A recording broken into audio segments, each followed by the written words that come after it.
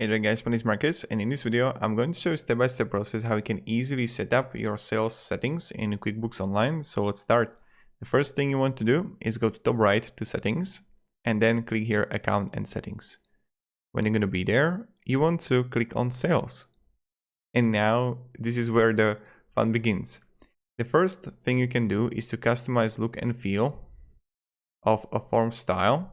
So you can go to new style and sales receipt and actually like edit how the receipt is going to look like. So you can change the template.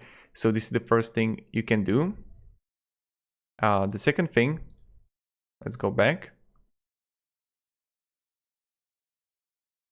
to sales, is sales form content. The first thing is preferred invoice terms that you can change. Then you get method here. You can be as print later, send later, or none.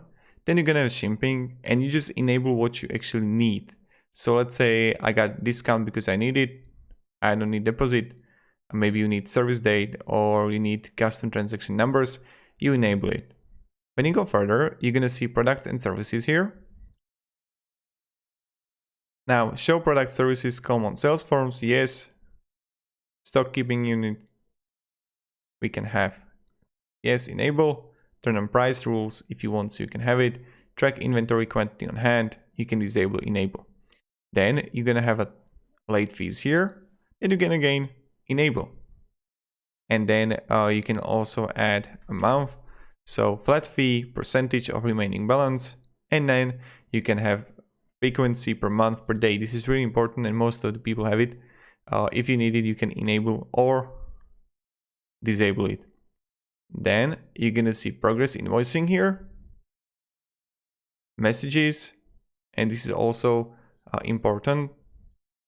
When we come here, you can set up the template, how the message is going to look like. So it's really great because it's going to save you time.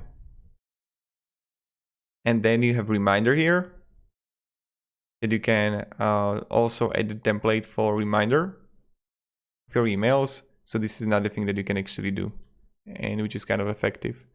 So if you have any questions, ask me down in the comments. I'll be really happy to help you and provide you some